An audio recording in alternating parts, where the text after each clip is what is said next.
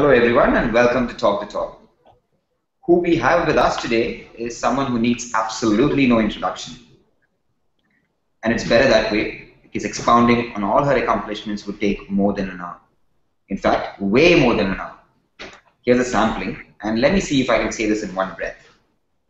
Awarded the Padma Shri in 1985, National Youth Award 1985, the Arjuna Award in 1986, listed in the Guinness Book of World Records in 1990, Yash Bharati Award in 1995, made it to the Limca Book of Records in 1997, awarded the Honorary Doctorate in Literature in the year 1997. And did I mention that she's also the first Indian woman to climb Mount Everest? Originating from the rustic and scenic Gadwal region of India, here's a woman who went on to make history. And as if that wasn't enough, she's also instrumental in helping and inspiring a host of others to script success stories beyond their wildest dreams. Premlata Agarwal, Susan Mahato, Arunima Sinha, her list of prodigies is as endless as her achievements. Please welcome Ms. Bachendri Pal. Ms. Pal, good afternoon. Good afternoon. आपके लिए मेरा एक पहला सवाल है आपके बचपन किया एक्चुअली आपने अपना पहला माउंटेन 12 साल की उम्र में आपने सबमिट किया था और आप कह रहे थे कि एक पिकनिक था आप प्लीज वो ट्रैक एक्सपीरियंस हमारे साथ शेयर करेंगे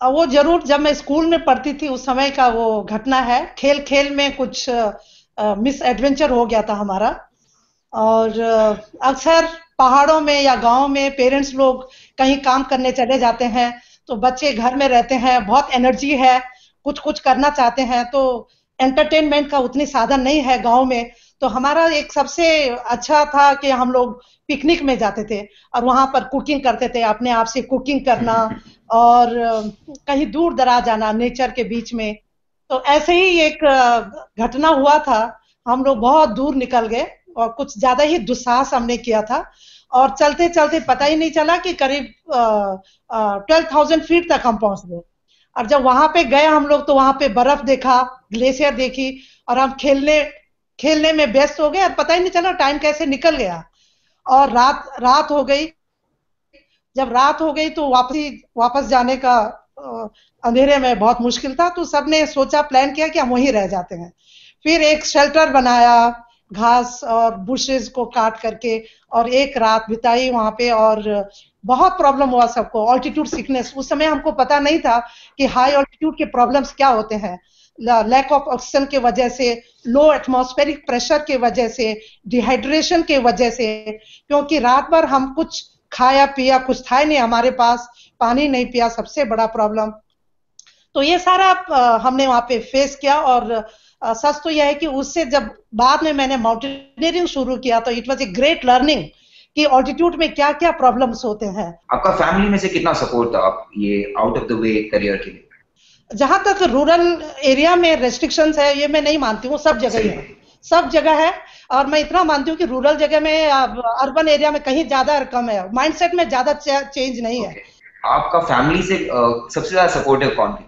मुझे तो फ्रीडम था मेरे पिताजी मैं एक बहुत ही ऑर्डिनरी फैमिली से हूँ और लेकिन एक्स्ट्रा ऑर्डिनरी पेरेंट्स मेरे पिताजी बहुत ही लार्ज हार्टेड बहुत ही एनकरेजिंग वो हमेशा कहते थे कि मेहनत करो और उसके अलावा मेरे बड़े भाई जो कि बॉर्डर सिक्योरिटी फोर्स में थे और खुद भी एक स्पोर्ट्स पर्सन थे ये इनका मुझे बहुत सपोर्ट मुझको मिला और इसलिए मैं माउंटेनियरिंग में आगे बढ़ पाई और कंटिन्यू कर पाई और आप अपने विलेज में से पहला वुमेन ग्रेजुएट भी है post graduate yes you are an MA BEd and you are a qualified teacher also और ये भी मैंने सुना था कि आप राइफल शूटिंग में भी आपको प्राइज मिला था हाँ मैंने जैसे बताया कि गांव में ये फ्रीडम बहुत है कुछ करने का इनफैक्ट रूरल एरिया में ज्यादा फ्रीडम है बच्चों को कुछ कराने का अगर जो करना चाहते हैं तो मैंने स्कूल के टाइम पर मैं जब भी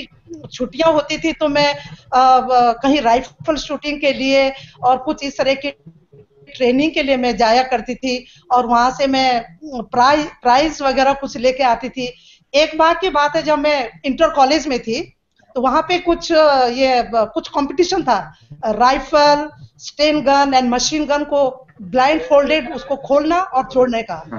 और जब जब मैं अपने अपने टीचर से परमिशन लेके गई कि मुझे ये सब कुछ करना है, और मुझे छुट्टी के लिए गई, तो जब मैं वापस आई तो मुझे प्राइज मिला था, और मैंने अपने अपने टीचर को बताया कि मुझे इसमें प्राइज मिला ब्लाइंड फोल्ड करके machine gun, light machine gun, strain gun and ये करने का। तो उन्होंने बहुत एनकरेज किया। उन्होंने मेरे क्लास में जो को एजुकेशन था, मैं साइंस की स्टूडेंट थी, तो उन्होंने लड़कों से कहा कि देखो बचेंद्री तो ये सब कुछ में लेके आया, लड़कों तुम लोग चूड़ी पहनो अभी। तो इस तरीके से ये एनकरेजमेंट मिलता है टीचर से, और वो बहुत बड़ी बात होती है हमेशा आगे के लिए बढ़ने के लिए। अगर आप माउंटेनियर नहीं होते तो what would be your other career? लेकिन मैं माउंटेनियर हूँ, मैं एक टीचर भी हूँ। वो टीचर भी मेरे अंदर में है, क्योंकि तभी हम आगे बढ़ सकते हैं, चाहे वो किसी स्पोर्ट्स में या फिर माउंटेनियरिंग स्पोर्ट्स या कोई भी हो। तो मैं सोचती हूँ कि अगर मैं मुझे उसको एक्सप्रेस करना और उसको मैं समझना अगर मुझे नहीं आता है और मुझे लोगों तक पहुंचना नहीं आ सकता है, तो दैट इज इनकम्प्लीट। तो मैं यही होना चाहूंगी कि मैं एक टीचिंग का भी स्किल्स मेरे पास होना चाहिए और एक स्पोर्ट्स पर्सन भी होना चाहिए। और मुझे याद आता है कि एक बार पंडित जवाहरलाल नेहरू जी ने कहीं लिखा हुआ था कि education should be made as interesting as sport, and sport should be made as educational as education itself. आप TSAF Tata Steel Adventure Foundation में चीफ भी है, and you are the chief trainer. आप अपना ट्रेनिंग रेजिमेंट या the various courses, mountaineering courses जो होता है वहां पे, उसके बारे में कुछ बताएंगे हमें प्लीज? एक सकारात्मक सोच होना बहुत जरूरी है, क्योंकि माउंटेनियरिंग यानी कि बहुत ही रिस्की स्पोर्ट है, एक हैजर्डस अंडरटेकिंग ऑफ ये है। तो उसमें बहुत जरूरी है कि जो पॉजिटिव सोचे ये, क्योंकि ये फेंट हार्टेड लोगों का स्पोर्ट नहीं है, ये तो क्लियर कट बात है। तो उसमें हम ये देखते हैं, एंड वो कैन डू स्पिरिट है जो करना चाहता है इसको, और जिसमें इंड्योरेंस है, जो keep going even though sometime we feel uncomfortable, frustrated, लेकिन जो अपना एक लक्ष्य बनाता है, फोकस्ड होके जाना और गिव अप नहीं करने का एटीट्यूड जिसका होता है। और ये खास खास चीजें हैं जो बहुत जरूरी है किसी भी माउंटेनियर को अपने पीक, जो आपका पीक सेलेक्ट करते हैं वहां तक पहुंचने के लिए पॉजिटिव सोच होना पड़ता है। तो उन्हीं बातों को ध्यान में रखते हुए उस तरह की training, endurance and tolerance, patience for adverse situation, adverse condition में आप अपने को कैसे पॉजिटिव रखते हैं, एंड वो कीप गोइंग वाला स्पिरिट आप अलाइव रखते हैं अपने अंदर में, गिव अप नहीं करते हैं, नहीं हो सकता है, नेगेटिव नहीं होते हैं। ये खास खास चीजें हैं शायद जो बहुत जरूरी है हर माउंटेनियर को। 10 डेज का प्रोग्राम करते हैं और 5 दिन वो बेस कैंप में रहते हैं, वहां पे understanding about each other, and वो जो मैं बता रही थी, one for all for one, वो अंदर में स्पिरिट उनकी आती है। उसके बाद वो हम उनको और हायर अप लेके जाते हैं, और फिर वहां पे यूनाइटेड हर दिन के लिए उनकी जिम्मेदारी दी जाती है। अगर टीम है तो वहां लीडर है तो टीम है, वहां पे एक हर दिन को एक रिस्पॉन्सिबिलिटी लीडर की दी जाती है, और फुल्ली एम्पावर्ड वो अपना लीडरशिप स्टाइल दिखाएं, कैसे वो अपने टीम को मोटिवेट रखें, कैसे वो आइडेंटिफाई करें problems, how to solve that problems, and कैसे टाइम को मैनेज करके, पीपल को मैनेज करके अपना जो उस दिन का डेस्टिनेशन है उस दिन वहां पर पहुंचे सुरक्षित, सही सलामत। और at the end of the day एक फीडबैक सेशन होता है, सब लोग फीडबैक देते हैं उस लीडर को कि उसके लीडरशिप उसमें क्या क्या लोगों ने एक्सपीरियंस किया। ये सोच के साथ मेरे एक्टिविटीज होते हैं टाटा स्टील एडवेंचर फाउंडेशन के। Very inspiring. ये तो आपने 10 डे एक प्रोग्राम के बारे में बताया, और कोई और ट्रेनिंग प्रोग्राम्स होता है वहां पर? खैर ये ट्रेनिंग प्रोग्राम भी एक तो बस सीरीज ऑफ प्रोग्राम्स होते हैं, और एक के बाद एक बात का ये कॉर्पोरेट हाउस हैं जो वहाँ पे भेजते हैं अपने न्यूली रिक्रूट्स को भेजते हैं, और जब वो एज ए GT और MT ज्वाइन करते हैं उसके बाद उन्होंने एक इतना प्रोफेशनल वो ज्वाइन करना है, तो उससे पहले जरूर लोग बात सब ये करते हैं। और उसके ये तो हिमालय का प्रोग्राम, उसके अलावा जमशेदपुर में कई लोग हैं जो अफोर्ड नहीं कर सकते हैं कि हिमालय में जाएं, उनके लिए यहाँ पे जमशेदपुर में हमारे प्रोग्राम्स होते हैं 3-4 डेज का। वहाँ पे केविंग होता है, कैंपिंग होती है, वाटर स्पोर्ट होता है, और वही सब लीडरशिप का गिविंग एंड रिसीविंग फीडबैक का होता है। और उसके अलावा एक मेरा भी एक्सपीडिशन करती हूँ ऑल विमेन का। ये जब से मुझे एम्पावर किया टाटा स्टील ने, एक नया डिपार्टमेंट क्रिएट किया है, मेरा अपर मोस्ट इन माइंड हमेशा रहता है कि विमेन को यहाँ खासकर माउंटेनियरिंग में आने में बहुत सारी दिक्कतें होती हैं, वो घर से, समाज से एंड सब जगह से।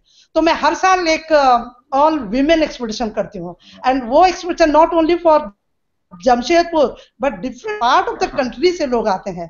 ऐसे मैंने बहुत सारे एक्सपीडिशन किए हैं। आप 1993 का Indo Nepalese all women expedition के बारे में जो बात कर रहे थे, एक अपने इंडो नेपालीज एक्सपेडिशन जो लीड किया था, इट ब्रोक 7 वर्ल्ड रिकॉर्ड्स। हाँ, आप उसके वो एक्सपेडिशन के बारे में बताएंगे? हाँ, ये वो एक्सपेडिशन स्पॉन्सर्ड था बाय गवर्नमेंट ऑफ इंडिया, और जिसमें उसको लीड करने का मौका मुझे मिला था।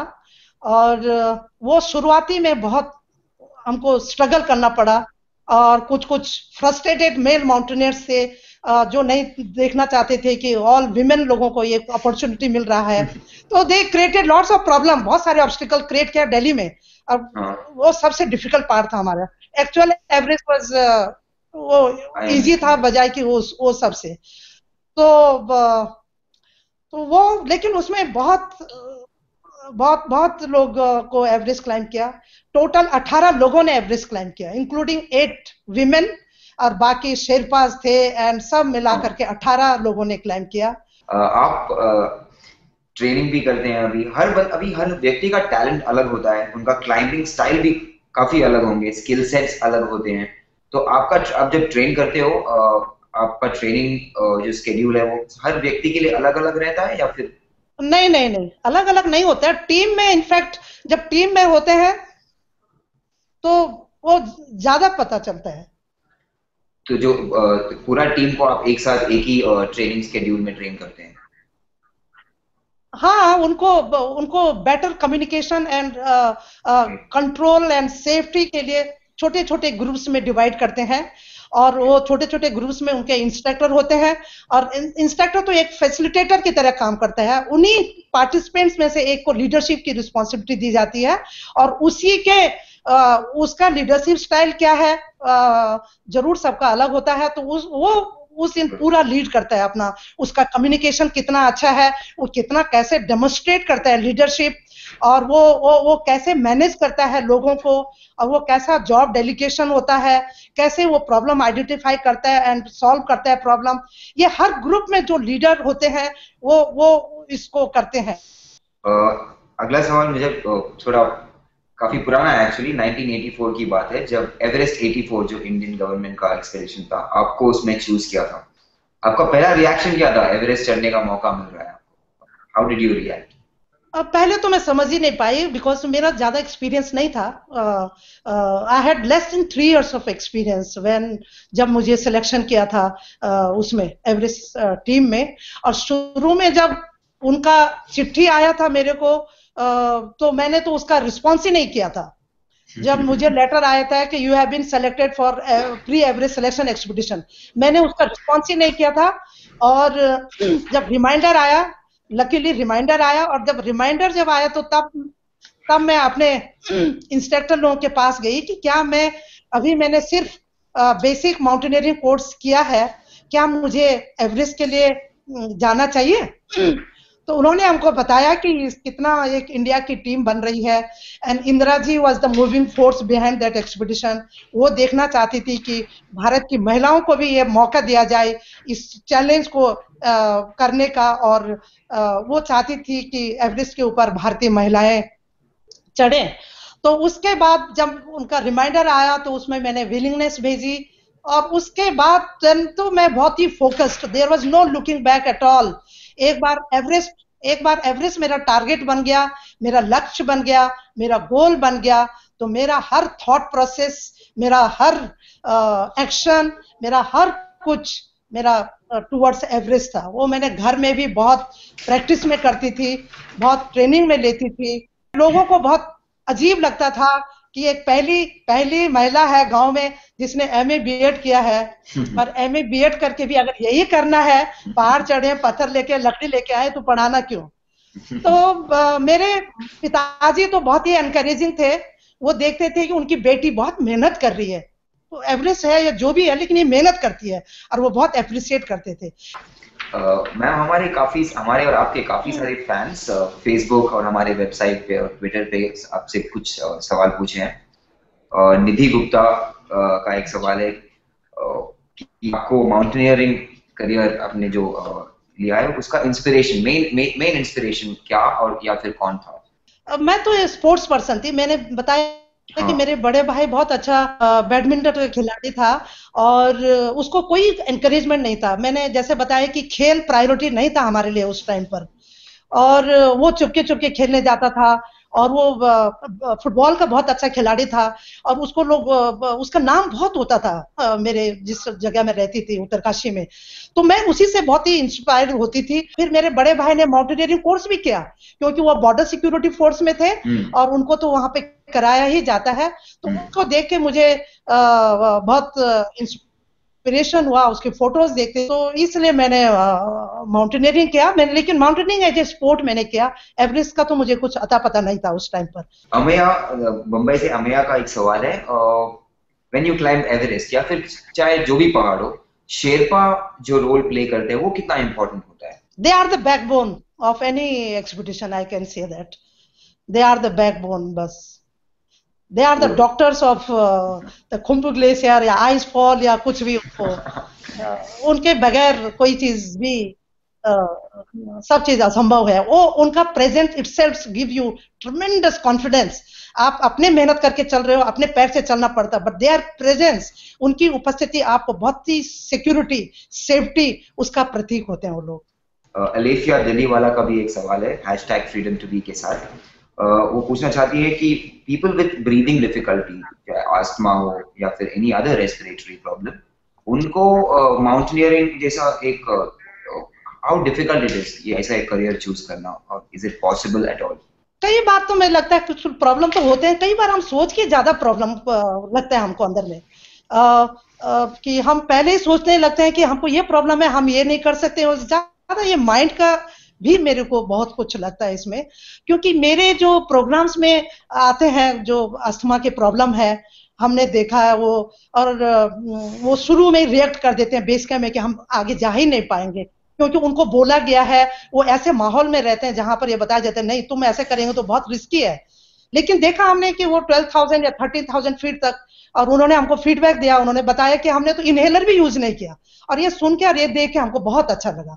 ऐसे भी एग्जाम्पल्स मिले, ऐसे हमारे बहुत सारे केसेस होते हैं जो अगर ठीक से प्रिकॉशन लिया जाए, और क्योंकि वहां पे एयर बहुत ही प्योर है, और आप रेस्पिरेटरी का आपका बहुत सारा एक्सरसाइज होता रहता है, तो मैं सोचती हूँ ये कुछ हाइट तक तो 12-13 हजार फीट का मैं बोल सकती हूँ कि वहां पे मैंने देखा अस्थमा के पेशेंट्स को, और वो बहुत अच्छे से मेंटली देवर बहुत ज्यादा डरे हुए थे, बट दे डिड इट। और आजकल तो बहुत कुछ दिखाई दे रहा है, सुनाई देता है। अभी एवरेस्ट एक जैपनीज ने क्लाइम किया, 80 इयर्स ओल्ड, और उसको 4 टाइम्स उसका हार्ट सर्जरी हो गया था, कल्पना भी नहीं कर सकते हैं, उसने क्लाइम किया है। तो मैं सोचती हूँ कई बार ग्रेजुअली हमको जरूर ट्राई करना चाहिए। एकदम ओवरनाइट हम एक माउंटेनियर नहीं बन सकते हैं, और जंप करके हम हाइट नहीं गेन कर सकते हैं, पर ग्रेजुअली अपने सिस्टम को देखें, आपका बॉडी मैकेनिज्म को देखें, कैसे रिएक्ट कर रहा है, क्या कर रहा है, और इससे हम लोग जरूर आगे बढ़ सकते हैं और अपने सिस्टम को हम और अच्छी तरह से समझ सकते हैं। मैम, हमारे साथ और भी कुछ दोस्त हैं हैंगआउट पर। Anyone wants to ask a question? Yeah, yes, I would like to. Can I? Go ahead. Please introduce yourself too. Bachendri ma'am, मेरा नाम सोनी वर्गीस है और मैं बॉम्बे से बात कर रहा हूँ। Very good evening to you ma'am. Good evening. Ma'am, मैं इनफैक्ट माउंटेनियरिंग के बारे में नहीं, आप एक टीचर है, आपने बीएड किया हुआ है, लेकिन आप लोगों को बाकी स्पोर्ट्स और इन चीज़ों में मेंटोर करते हैं। तो मुझे आपसे एक गुरु के लेवल क्वेश्चन पूछना है आपसे कि आप जब भी कोई स्टूडेंट या कोई पर्सन को आप मेंटोर करते हैं, तो आप उनमें ऐसा कौन सा खूबी देखते हैं जिसको आप निखार सके और जिसके वजह से आप उनको आगे पुश कर सके? उनकी इच्छा शक्ति वो ओवरनाइट नहीं होता है कि आप उनके साथ में रहते हैं, डिफिकल्ट सिचुएशंस में रहते हैं और उस सिचुएशन में आप जरूर पता चलते हैं हुज हु। और क्योंकि खासकर डिफिकल्ट सिचुएशंस में वो ट्रू कैरेक्टर वो रिवील होता है बिल्कुल, जब मुश्किलें होती हैं।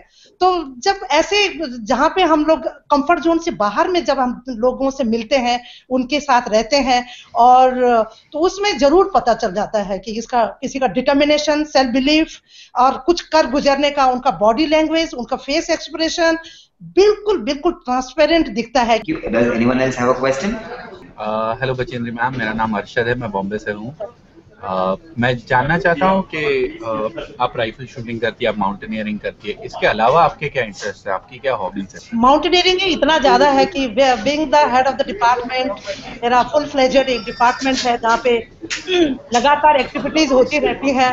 मेरे लिए सबसे इम्पोर्टेंट है मेरा ऑफिस एंड मेरा घर, और मैं हमेशा मैं बहुत ही फैमिली से बहुत जिम्मेदारी लेती हूँ और करती हूँ, और ऑफिस का कि लगातार मैं किस तरह से इसका वैल्यू एडिशन हो और लोग ज्यादा से ज्यादा लोग आए, माउंटेनियरिंग करें और लोग समझें कि माउंटेनियरिंग सिर्फ आइसोलेटेड रिमोट एरियाज में जंगल में मंगल मनाना नहीं है, बल्कि एक स्टनिंग क्लासरूम है, एक बहुत ही वंडरफुल क्लासरूम है। मैम आप गाती भी काफी अच्छा है, आप you are a good singer also. कोई famous that is what I have heard about you, that you also are also good with music. आपका कोई फेवरेट म्यूजिशियन है? म्यूजिक पसंद करती हूँ, बहुत पसंद करती हूँ, हर जगह जाती हूँ, एक छोटा मोटा रेडियो अपने साथ जरूर लेके जाती हूँ। लेकिन जब हम नेचर में जाते हैं, जब हम माउंटेन में जाते हैं तो हम बहुत चुपचाप जाते हैं, क्योंकि वहाँ पे वाइल्ड लाइफ है, उनको देखने का, सुनने का, और वहाँ पे नदियों की भी एक अपनी आवाज होती है, हवा जब चलती है पेड़ों के बीच में उसकी सरसराहट की आवाज होती है, आप जब सूखी पत्तियों के ऊपर चल रहे हैं उसका भी अपना एक बहुत ही सुंदर म्यूजिक होता है। मैम मुझे अभी आपसे आपके स्टेट के बारे में पूछना है, उत्तरांचल। अब वहाँ तो हमने एक बहुत ही बड़ा नेचुरल कैलामिटी देखा है, एंड आप रेस्क्यू एफर्ट्स भी लीड कर रहे हैं, रिलीफ मेजर्स आप और अपना टीम लीड कर रहे हैं। आप प्लीज हमें बता सकते हैं कि करंट सिचुएशन क्या है उत्तरांचल में, और आपका रिलीफ एफर्ट्स क्या थे वहाँ के? और हमारा जो अपर मोस्ट कंसर्न था हमारे था कि वो सबसे पहले था कि हम जो रिलीफ मटेरियल है वो नीडी लोगों तक पहुंचे। वो पहली बात थी कि वो जरूरतमंद लोगों को पहुंचे, और वो वहां तक पहुंचने के लिए बहुत जरूरी था कि वहां सर्वे किया जाए, और सर्वे करने जाने का मतलब था वो भी बहुत रिस्की था पैदल जाना पड़ता था। अक्सर ऐसे जब डिजास्टर होता है, ट्रेजेडी होती है, तो लोग जो कुछ मिलता है वो सब डिस्ट्रीब्यूट करते हैं, और बहुत सुनने में आपको आया होगा कि सड़े गले धान दे दिया, बांट दिया, बहुत कुछ हुआ। तो क्वालिटी, दूसरा चीज था कि क्वालिटी, और तीसरा था क्वांटिटी भी। तो टाटा रिलीफ कमेटी ने जो भी सामान डिस्ट्रीब्यूट किया वो था, एक तो था कि नीडी लोग तक पहुंचे, दूर दराज जो गाँव है जहां तक सब लोग नहीं पहुंच सकते हैं वहां पर हमारे माउंटेनियर लोग जो है वो लोग वहां पहुंचे और वो सही उनसे इंटरेक्ट करें, उनके नीड क्या है वो देखें, और दूसरी बात है कि अच्छी बातें, अच्छी सामान दें, हम क्वालिटी सामान हम वहां तक दें। एक और सवाल था इसी टॉपिक पर। अब नेचुरल कैलामिटी या नेचुरल डिजास्टर तो था ही, लेकिन क्या हमारा भी कुछ हाथ था एज मैन? जैसे हमारा अभी सिविलाइजेशन आगे बढ़ते जा रहा है, नेचर पे ज्यादा ध्यान नहीं दिया जा रहा, तो आपको लगता है कि मैनमेड भी था इन पार्ट, हमारा भी कुछ हाथ था इसके पीछे?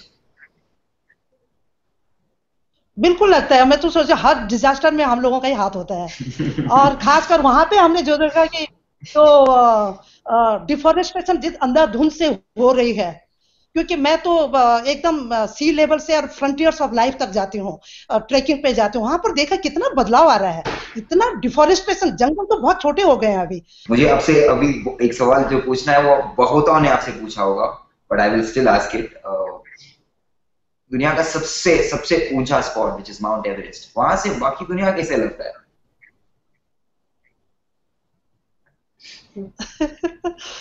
वहां से तो बाकी दुनिया तो सिर्फ कल्पनाओं में देखते हैं, अपना घर, देश और सब कुछ।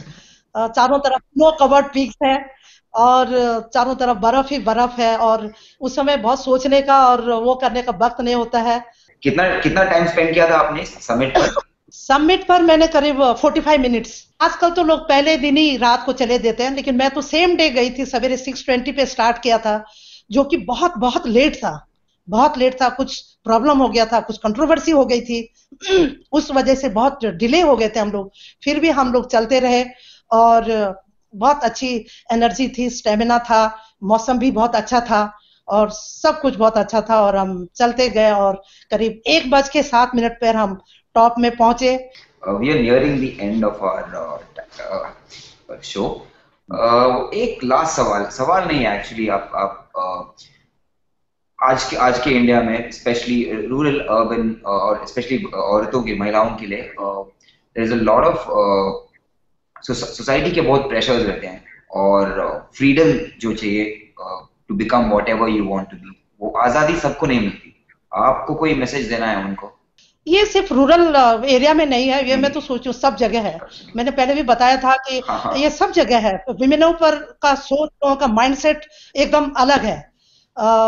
तो उसके लिए हम लोगों में भी होना चाहिए, हम लोगों के अंदर में भी, विमेन लोगों के अंदर में भी वो कैन डू स्पिरिट जरूर होना चाहिए। और जहां तक रूरल इंडिया की बात की आपने, रूरल एजुकेशन मैं सोचूं सबसे बड़ा एम्पावरमेंट उनके लिए होगा। We've come to the end of Talk the Talk with Bachendri Pal, and there are a lot of things that we can learn from you, because day in and day out we also face trials and tribulations of many kinds, and overcome them we must. We may fall. What matters most is again coming back and getting up with even greater vigor. When grit and guts are your weapons of choice, no conquest is impossible. Each and every one of us can and will be whoever we choose to be, as long as we truly believe we have the freedom to be whoever we want to be. Ms. Bachendri Pal has been an inspiration and will always continue to be. We should all thank her for reminding us how strong we actually are on the inside, if only we would all choose to be. Thank you so much for joining us today.